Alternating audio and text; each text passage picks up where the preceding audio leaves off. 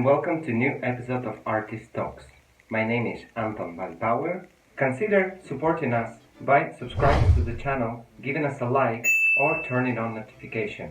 This way, you won't miss our next interview. I'm really excited to present you our guest today, Maria Seletskaja. Her story is really unique and special. During her dancing years, Maria has formed part of many prestigious ballet companies around Europe. Plus, she managed to combine her dancing career with musical education on the highest level. Since 2016, she has fully dedicated herself to conducting. And since then, we're invited to lead orchestras for Stuttgart Ballet, National Ballet of Georgia, and in 2019, becoming the conductor in residence for the National Ballet of Canada. Good evening. Hi, Anton. Hi, Nice to thank see you so you. much for doing this interview. I want to start from obvious. Was dancing and music always hand in hand for you in your life? Looking back at it, I realized that certainly it has been like this. Music has always followed me. Even during the most intense years of ballet training or career, music was always there. There were moments during my training the amount of hours spent in ballet studio would increase by year and by months. Sometimes I was sort of thinking of dropping my piano studies, and I didn't feel very sorry about it, although I was playing piano since I was 4.5, something like that. But I was strongly advised by my mother not to do that. It was a very useful advice. I'm very thankful that I didn't drop piano, and music became my consolation later on during my dance years and inspiration, and it has become a guiding star. You know, as a dancer, I know what it takes to be a professional dancer or to become, especially at a young age, and the amount of time and dedication it takes. And for me, it's like I can't comprehend how you manage to continue being involved so deeply with the music at the same time. Where the energy come from? I think music is simply a calling in my life. If ballet was, it has developed into a passion. You know, I never really dreamt of becoming a ballet dancer. I ended up in ballet school by chance, but then I grew into loving it and being passionate about it and being in some ways obsessed about it. But I came into the music, you know, through a very big roundabout. Never was my goal in life like it is with every musician. Musical world and music itself, it inspires me so much. I realized that switching my attention, my focus, and also giving energy to it was actually not an effort at all. Of course, there were moments when things became very serious. Last 5 years, I stopped really sleeping.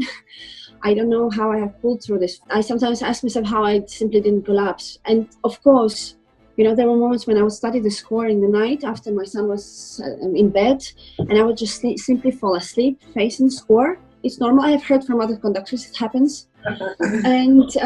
But I have never thought of it as a sacrifice or terrible effort, because it was something which made me so happy, and I'm super grateful that I have pulled it through. You have graduated and finished your dance studies at the Vaganova or Academy of Russian Ballet. How was it like for you to study there? My time at the Vaganova Academy was brief. It was short, just the last graduating year. The intensity of this year was such that I have a feeling I studied there for at least 4 years. I won't lie, it was one of the happiest years of my ballet life. I was floating about an inch above the ground. My goal was achieved in some ways. I never thought that I would be even entering this academy, you know, and there I was standing at a bar with amazing people like Elena Mostrotina and Alina Sova. You know, our teacher has put me right between them and me. I came from Estonian ballet school, and I looked at these people and I'm absolutely starstruck and amazed. And of course, it made me just squeeze my teeth and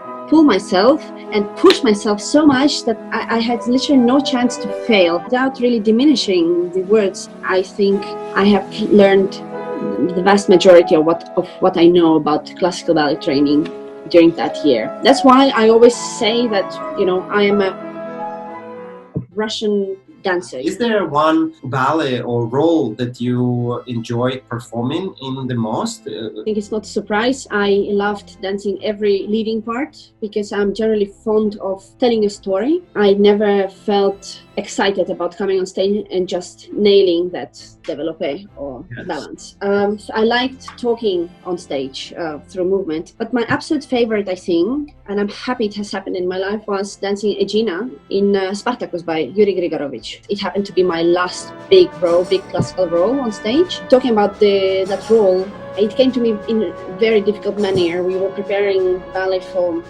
about 7-8 months with interruptions. And I was having very, very hard time in the studio. At least once in 2 days, I would think that I will deny the role. I will not dance it because I just thought I cannot do it.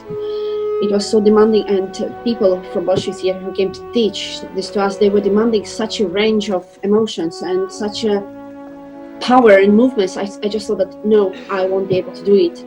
So when Yuri Grigorovich came to see us during our stage call, he actually extra called me after a dress rehearsal. He took my face in his hands like this and he said, "Young lady, you have convinced me."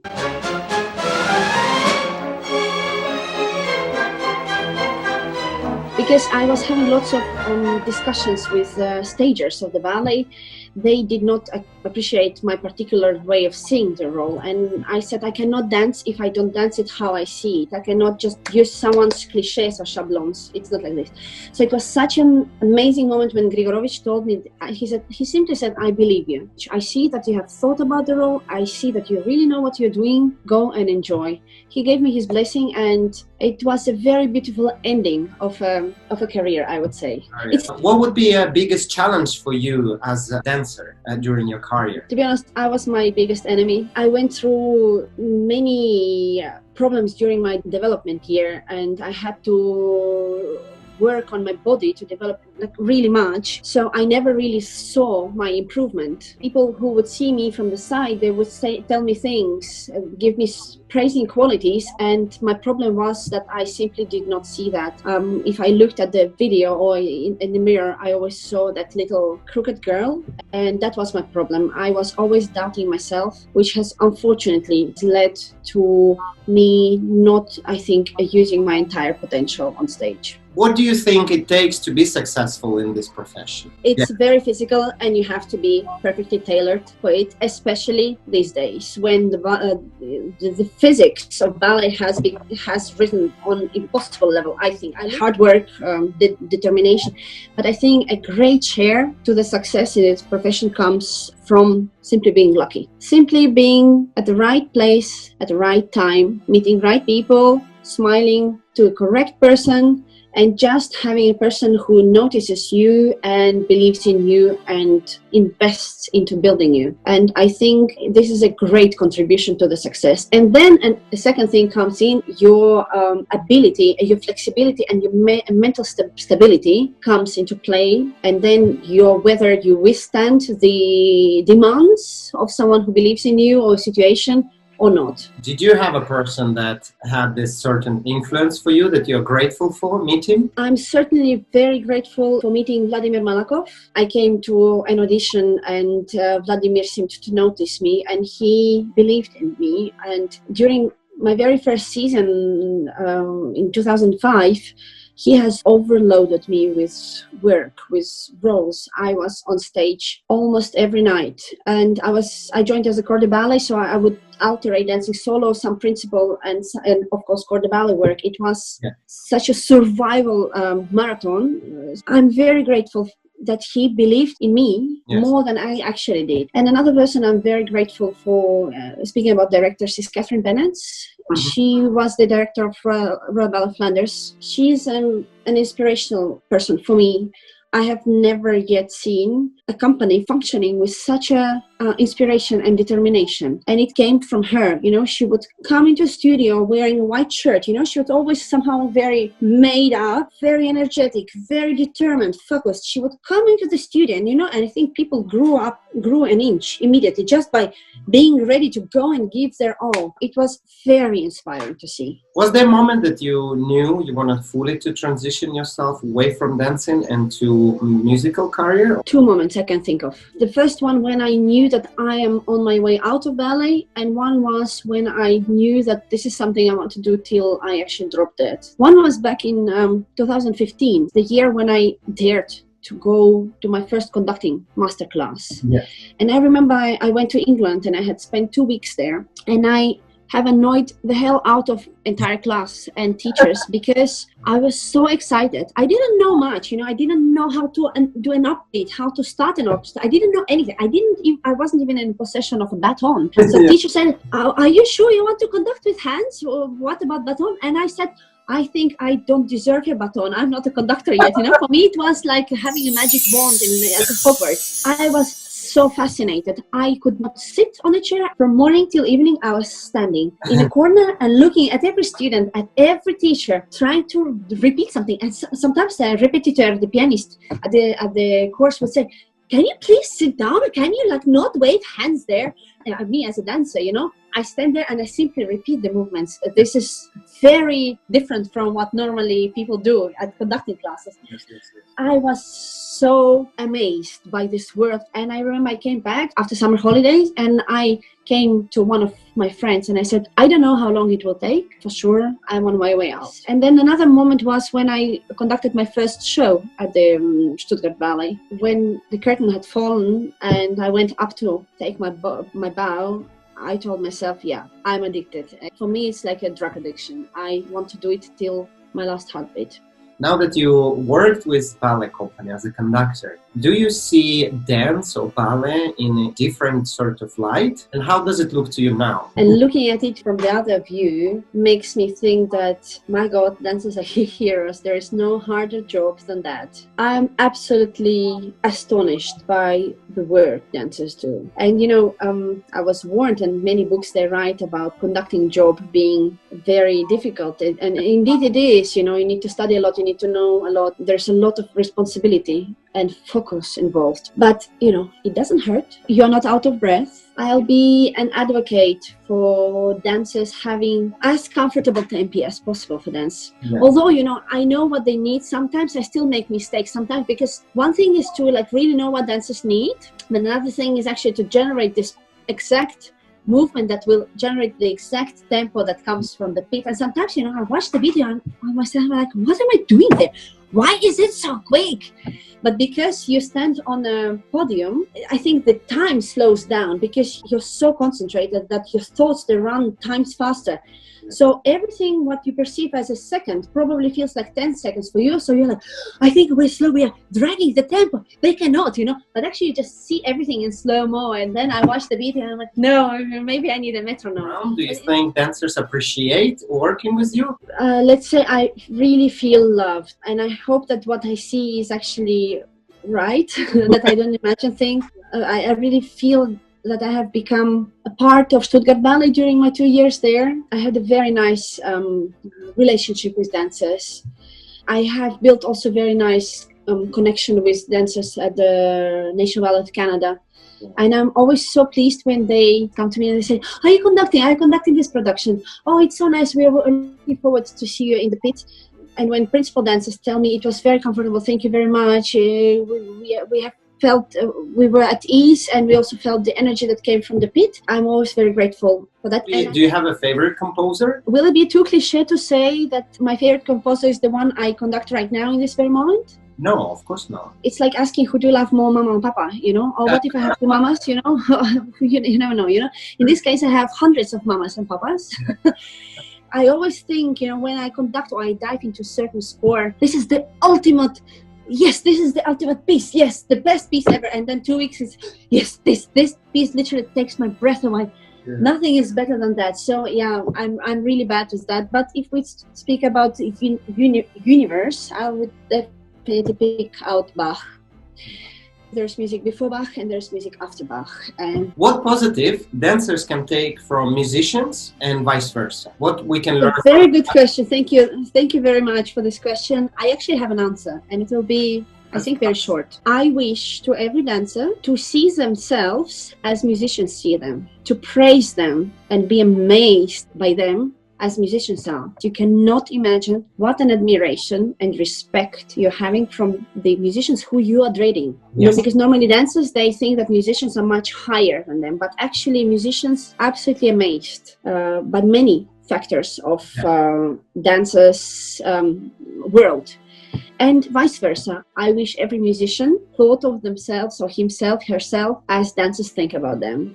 I think it would actually make both worlds so much more inspired and happy and proud of the work they are delivering. How was it to follow Paavo Järvi and to have experience to learn from him and be guided by him? That's a big luck of my life.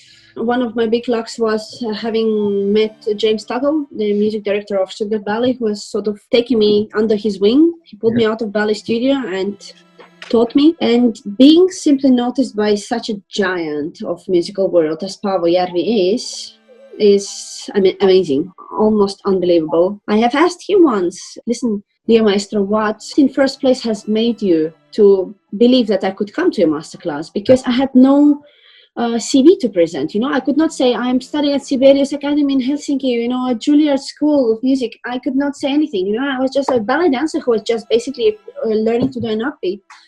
And he looked at me, he said, I saw potential. And that has made my world for a couple of days, I would say. If you can remember a best piece of advice you were given by somebody? May I give two? Sure. During my ballet studying years, when I thought that I will not be playing piano anymore, ballerina, ballerina, ballerina, tutus and pointures. And my mother, she told me, she said, Maria, may I give you an advice? Could you please not stop with your piano? She said, of course, you don't have to play your 4 hours a day. You don't have time, but if you could play something, you know, just to keep your apparatus going so you don't lose the connection. You won't progress, but you will keep the level you had before. She said, because one day you will grow up and you will experience feelings, be as strong and intense as one can imagine, be they good or bad. Words won't be enough to describe them. So you will go and lift the cover of piano and see the piano and play your heart out. So these words, they have become prophecy in my life. They have certainly allowed the thread which was connecting me to the music to not get broken. Another one was less deep, but it made me think. I was having an online conducting course the other day, and it was led by a very inspiring Australian-born conductor, female conductor, Jessica Cottis. We had the question and answer session, and someone asked, so how to make musicians, or an orchestra in particular, to respect you when you just come into the room? Because we are being told that orchestra members need approximately 10 seconds to make their opinion about you, and most likely this opinion won't change. So it's a short time. And then she said,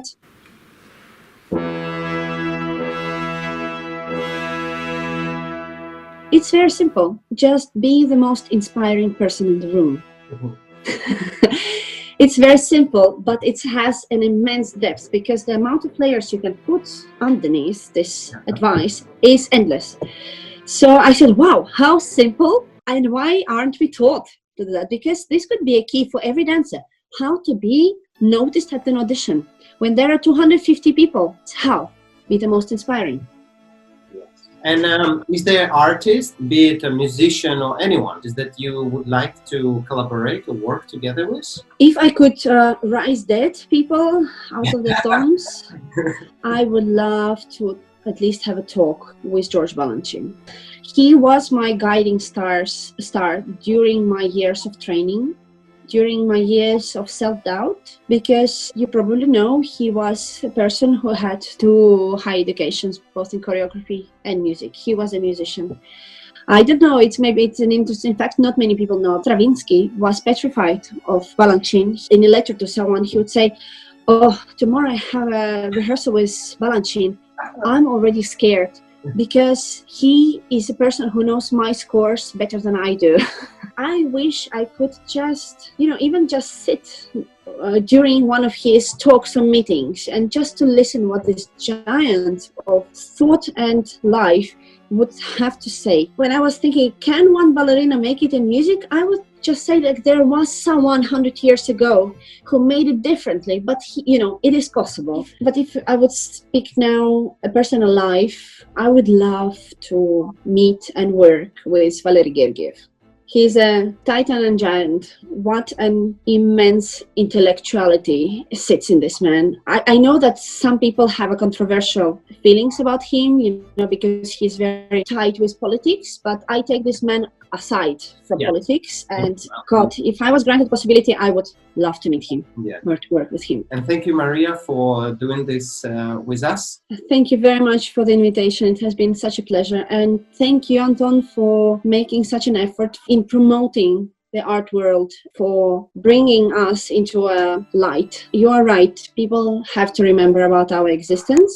And we are not only the ones who are on the top level. Art is for everyone, and there are many artists of everywhere and on every level, and it's good that you're doing your contribution. Thank you. Bye-bye. Bye.